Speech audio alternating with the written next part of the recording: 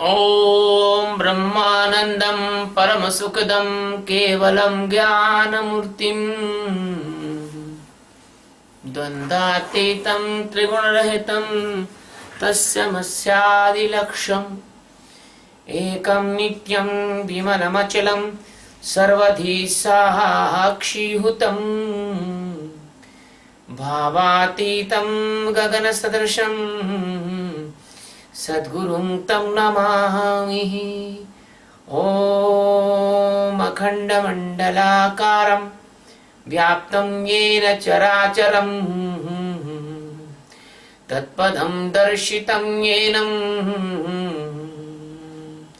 परमानन्दं सद्गुरुं गुरुब्रह्मा गुरुविष्णु गुरुदेवो महेश्वरः गुरु साक्षात् परब्रह्म तस्मै श्री गुरुवे नमः।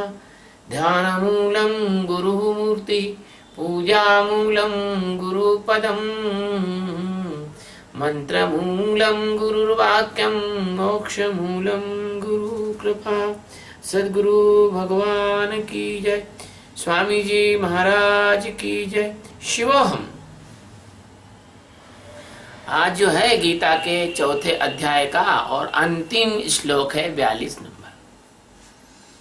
श्लोक कहता है कि तस्माद ज्ञान संभूतम हृतस्थम ज्ञानसीनात्मनः चित्वेनं संशयं योगं तिष्ठति तिष्ठोत्तिष्ठ भारत।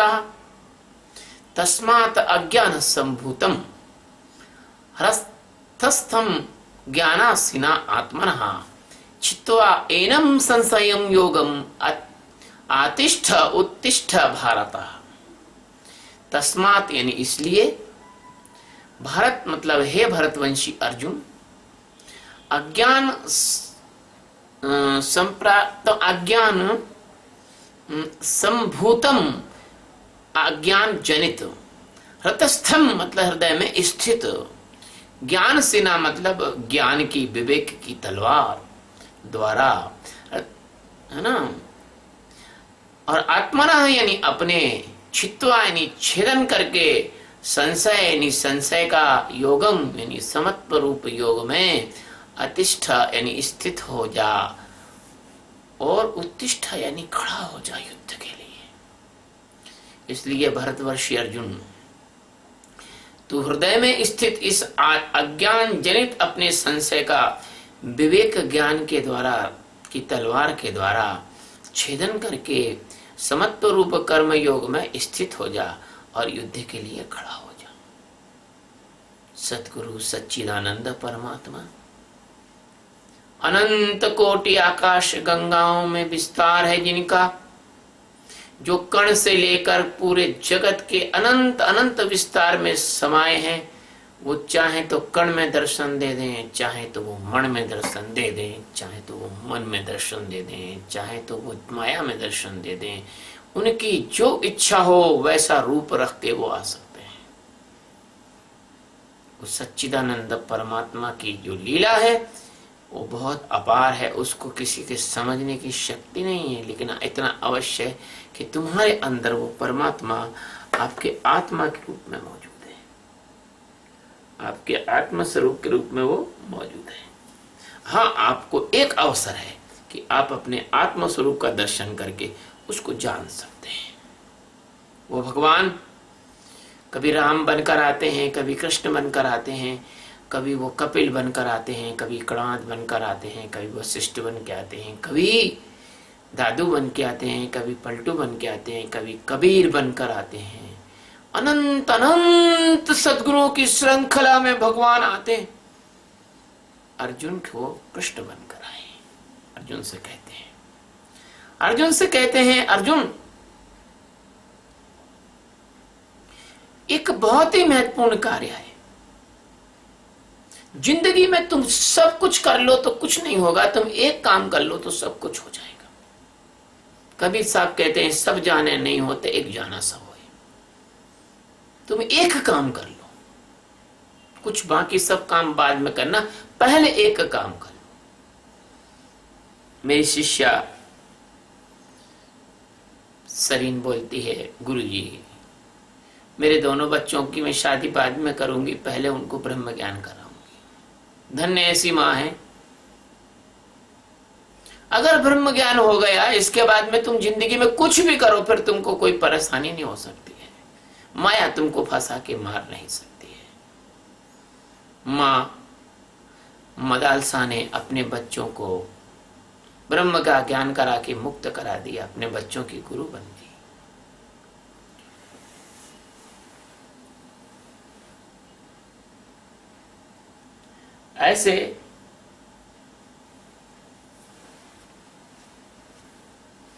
ऐसे जो है ब्रह्मवेत्ता सदगुरु केवल पुरुष के रूप में ही नहीं बल्कि स्त्री के रूप में भी आते हैं। मदालसा है, चूड़ाला है, कारगी है, मैत्री है, अनसुईया है, कर्णम्मा है, चेन्नम्मा है, ऐसी महान महान स्त्रियां इस भारतवर्ष में मां आई, गुरु के रूप में भी आई। आगे एक समय आएगा जब लोग अपने ही मंडल में ऐसी मां भी आएंगी गुरु बन के, जिनके चरणों को लोग सिर झुकाएंगे, जिनके चरणों में। तो ऐसे जो है भगवान कहते हैं कि अर्जुन एक काम तू कर ले, बाकी काम तू बाद में कर लेना। कौन सा काम है? कि आवश्यक रूप से तू अज्ञान का कारण ये अंतःकरण है, ये जन्मों जन्म से तेरे को संशय पैदा करता है। इस अंतःकरण को तू ज्ञान की तलवार द्वारा काट दे, इसका छेदन कर दे, क्योंकि सारे संशय तेरे हृदय में उत्पन्न करने वाला ये अंतःकरण ही है। और अज्ञानी का हृदय अंतःकरण ही होता है। ज्ञानी का हृदय आत्मा है और अज्ञानी का हृदय अंतःकरण है। तो जो आत्मा रूपी ज्ञान है, जो स्वरूप ज्ञान है, वह एक खड़क के, एक तलवार के समान होता है। तभी तो कहे रामायण में कहते हैं कि ज्ञान को पंथ कृपाण की धारा, और परत खगे सन लागहि बार। ज्ञान की चोट ऐसी होती है जैसे एक आदमी तलवार का झटका अगर गर्दन में मार दे तो गर्दन कट के अलग हो जाती है। ऐसे ज्ञान अगर एक बार ज्ञान की चोट लग जाए तो अज्ञान कट जाता है, छेदन हो जाता है, नष्ट हो जाता है, मर जाता है, मिट जाता है, समाप्त हो जाता है, अज्ञान की मौजूदगी नहीं रहती। तो भगवान ने तलवार का उदाहरण दिया। भगवान ने क्या कहा? ज्ञान सिना, ज्ञान एक तलवार के समान है। मैं फिर कहना चाहता हूं, हिंदू जाति कभी कायर जाति नहीं रही। हमारे कोई भी देवी देवता हुए, अवतार हुए, प्रत्येक देवी देवता और अवतार के हाथ में अगर एक हाथ में वरदान देने की क्षमता है तो दूसरे हाथ में उसके शस्त्र है। चाहे देवी देखो, विष्णु भगवान देखो, शंकर भगवान देखो, कोई भी भगवान देखो, उनके हाथ में आपको शस्त्र मिलेगा। ब्रह्मा जी को भी देखो तो उनके पास ब्रह्मास्त्र मिलेगा। इसलिए आप लोगों से निवेदन है कि इस ब्रह्म ज्ञान को प्राप्त करो। यह ब्रह्मास्त्र के समान समूची माया को नष्ट कर देता है। इसलिए भगवान ने यहां पर ज्ञान सिना यानी ज्ञान की खड़क, तो क्या है? संशय नष्ट करने के लिए ज्ञान की तलवार को आपको उठाना ही पड़ेगी। और संशय क्या है? अज्ञान संभूतम। संशय कैसे उत्पन्न हुआ है? भगवान कहते हैं इस श्लोक में, अज्ञान संभूतम। अज्ञान से ही संशय उत्पन्न हुआ है, वरना संशय तो है ही नहीं। ये रात के कारण तुमको प्रेत दिख रहा है, ये नींद के कारण तुमको सपने आ रहे हैं, ये मूर्छा के कारण तुम मजबूर हो, ये जन्म मृत्यु के और जन्म मृत्यु जरा व्याधि का जो भ्रम हो गया है, इसके कारण तुम सच्चिदानंद होकर भी अपने को जीव समझ रहे हो। तो ये संशय अज्ञान संभूतम, अज्ञान के कारण उत्पन्न हुआ है ना। ज्ञान में कोई संशय नहीं है।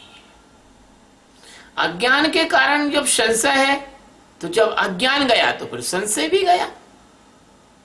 तस्मात, तस्मात यानी इसलिए इस ज्ञान को प्राप्त करने के लिए यह आवश्यक है कि संशय का विनाश हो।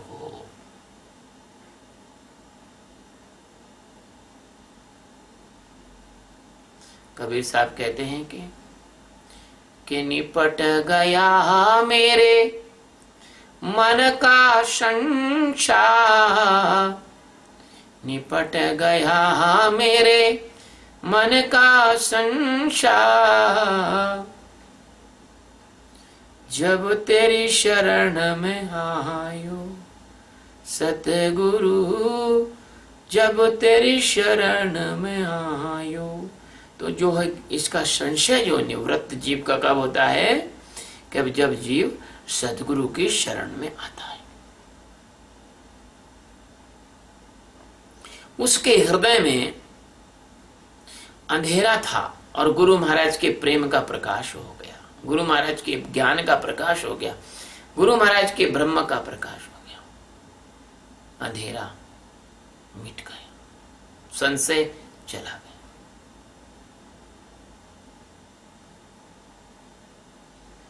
नष्टो मोहा स्मृति लब्धा तब कृपा में अच्युता। अर्जुन कहेगा इस गीता के आखिर में, नष्टो मोहा स्मृति लब्धा। मोह यानी संशय का ही रूप मोह है। मेरा मोह नष्ट हो गया है। भगवान ने कई तरह से आपको समझाने का प्रयास किया। कभी आप किसी और शब्द से समझ जाओ, तो कभी आप किसी और शब्द से समझ जाओ। तो जो सदगुरु के प्रति श्रद्धा पूर्वक सदगुरु के पास आता है, तो भगवान सदगुरु उसको ये ज्ञान की तलवार प्रदान करते हैं और अनात्म और आत्म में वो तलवार टुकड़े करके खत्म कर देती है। अनात्म और आत्मा को दोनों अलग कर देती है। अभी तुम्हारी जो बुद्धि है उसमें जो अनात्म है वो आत्म जैसा भास रहा है, जो आत्म है उसका तुमको पता ही नहीं है। बड़े बड़े विद्वान, बड़े बड़े शास्त्री, बड़े बड़े आईएएस ऑफिसर, कॉलेज के बड़े बड़े प्रोफेसर,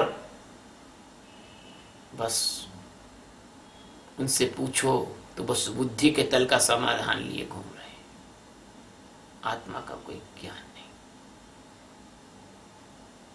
तुम्हारे बुद्धि को ग्रस लिया है संशय ने। तो भगवान सतगुरु क्या करते हैं? इस भ्रांति को काट फेंकने के लिए आपको ज्ञान की खड़क दे देते हैं। और ज्ञान की जब खड़क आपके हाथ में आ जाती है तो आप इस संशय को काट कर फेंक देते हैं। तो ये संशय जब कटेगा तब तो ही तू इस अज्ञान की नींद से अर्जुन जाग सकेगा, और जो जागा है वही तो खड़ा हो सकेगा। जब तक तू सोया है खड़ा नहीं हो सकता। जब तक तू सोया है अपने शत्रुओं से युद्ध नहीं कर सकता। जब तक तू सोया है तू मरे के बराबर है।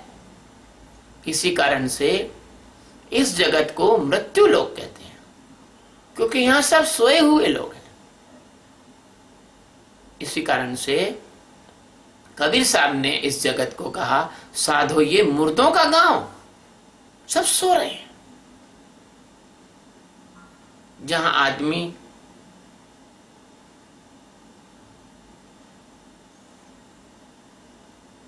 मूर्छा के साथ, दो लोगों की मूर्छा के कारण आदमी रोता हुआ स्वप्न के समान पैदा होता है,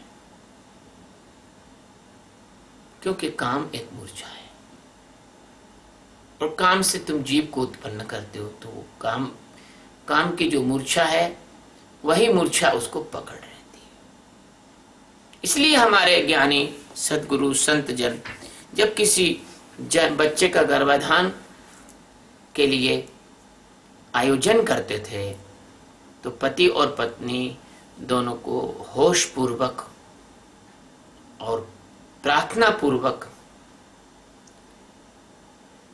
और ज्ञान की अवस्था से ओतप्रोत होकर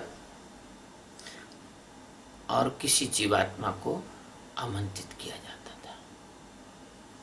अब तो मूर्छा पे शराब पीकर, मांस खाकर, नशे की गोलियां खाकर, ऐसे करके लोग जीवात्मा को बुलाएंगे तो प्रेतात्मा और राक्षस आत्मा ही आ सकेंगी, देवात्मा और पवित्र आत्मा कैसे आएंगे? तो दो लोगों की मूर्छा से रुदन करते हुए स्वप्नवत आप पैदा होकर सपनों में ही जीता है व्यक्ति, और सपनों को पूरा करने में ही लगा रहता है। किसी से पूछो तो बोले मेरा स्वप्न है कि मेरा बच्चा डॉक्टर बन जाए। किसी से पूछो तो वो कहता है मेरा स्वप्न है कि अरे यार मैं आईएएस नहीं बन पाया, मेरा बच्चा आईएएस बन जाए। किसी से पूछो तो मेरा स्वप्न है मैं सांसद नहीं बना, लेकिन मेरे परिवार में कोई सांसद बन जाए, मेरे परिवार में कोई विधायक बन जाए। ऐसे ऐसे स्वप्न हैं। कोई तो कहता है कि मैं चाहता हूं मेरा बच्चा फर्स्ट क्लास डाकू बने, जेब काटने वाला बने, बढ़िया कसाई बने। अलग अलग सपने हैं अलग अलग लोगों के। इतनी बड़ी माया है, इतने बड़े स्वप्न हैं, इतनी बड़ी डिजायर्स, इच्छाएं हैं। आप अनंत अनंत कोटि इच्छा है लोगों की। ऐसा सपनों का बाजार लगा है। सपने के सौदागर खड़े हैं, सपने खरीदते हैं, सपने बेचते हैं। जो सपने खरीदते हैं और सपने बेचते हैं उनमें संगति बैठ जाती है। तो वो सपनों के सौदागर जो हैं वो बड़े बड़े महल जैसे आश्रम और जगह बना लेते हैं, लेकिन जो सत्य को कहते हैं उनके पास कोई आने जाने वाला नहीं। क्योंकि कबीर साहब कहते हैं कि सांच कहूं तो मारण धावे, झूठे जग पत्याए। सच बोलने पर लोग मारने को दौड़ते हैं, झूठ बोलो तो सारा संसार उनकी कदर करता है। तो सपनों में खोकर, सपनों में जो पूरा जीवन समाप्त कर लेता है व्यक्ति, और मौत की जो गहरी जो सुसुप्ति है, गहन सुसुप्ति है, उसमें चला जाता है। और उस सुसुप्ति के बाद वो पता नहीं किस जन्म में जाके जगता है, और जन्मों जन्म के सपने में वो भटकता रहता है। भटक भटक नर मरे, गुरु बिन राह ना पाए है। यहाँ हर आदमी के अपने अलग अलग सपने हैं। यहाँ सपनों को पूरा करने पर आदमी मर जाता है, खप जाता है, पीढ़ियां खप जाती हैं।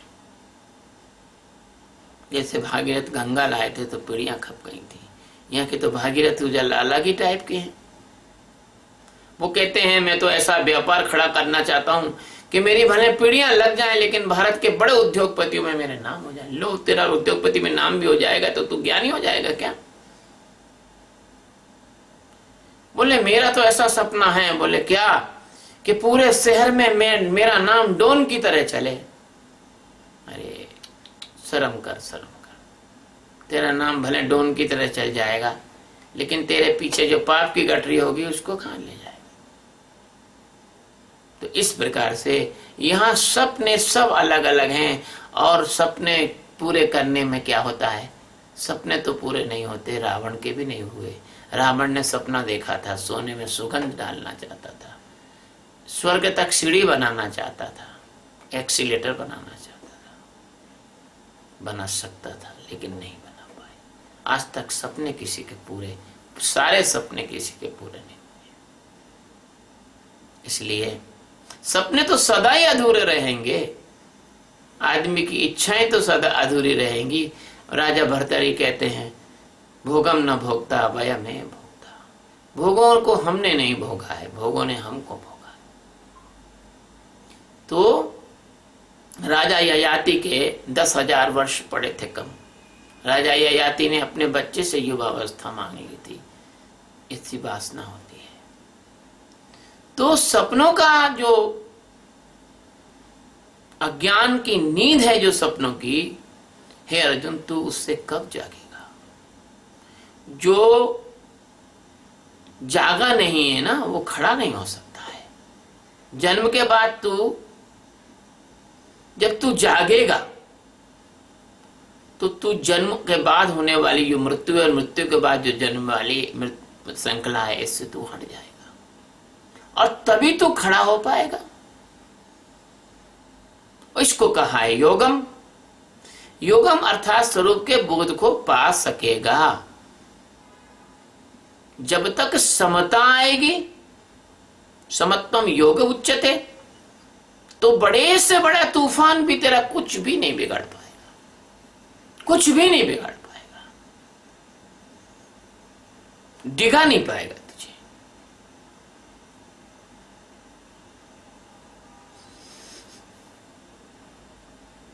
कर्मों के योग को तू प्राप्त कर लेगा। सारे कर्मों के साथ तू स्वरूप में जागा रह सकेगा। कर्म तेरी फांसी नहीं बन पाएंगे। कर्मों में तू अशांत नहीं होगा, कर्मों में तू बेचैन नहीं होगा, कर्मों में तू मूर्छित नहीं हो सकेगा, कर्मों में तेरी वासना नहीं रहेगी, कर्मों की सफलता विफलता में तेरी आत्म बुद्धि नहीं रहेगी। अर्जुन,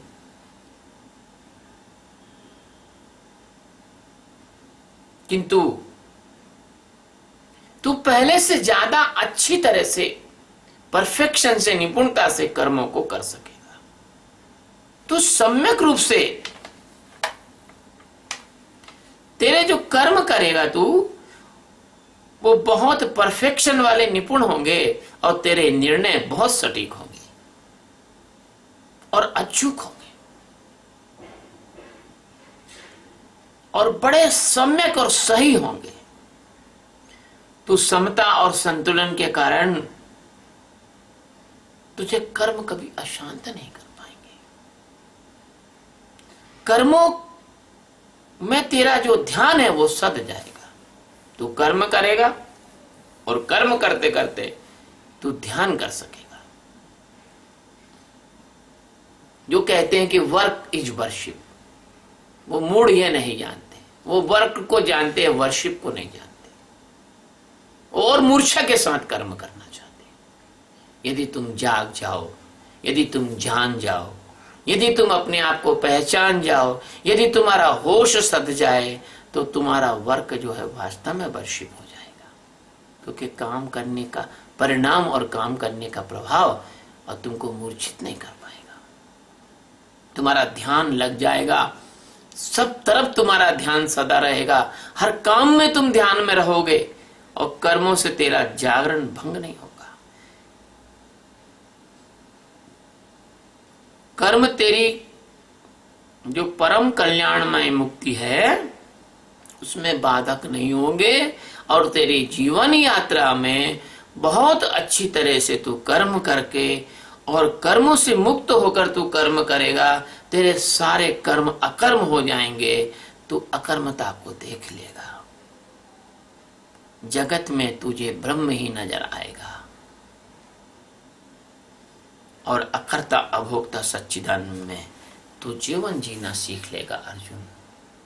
इसलिए हे अर्जुन, तू निष्काम कर्म योग के द्वारा साक्षी के माध्यम से अपने आत्म स्वरूप में जाकर फिर इस दुनिया में रम और फिर तुझे कभी भी कुछ भी, कोई बंधन, कोई कर्म, कोई माया तुझे फिर अधीन नहीं कर सकेगी।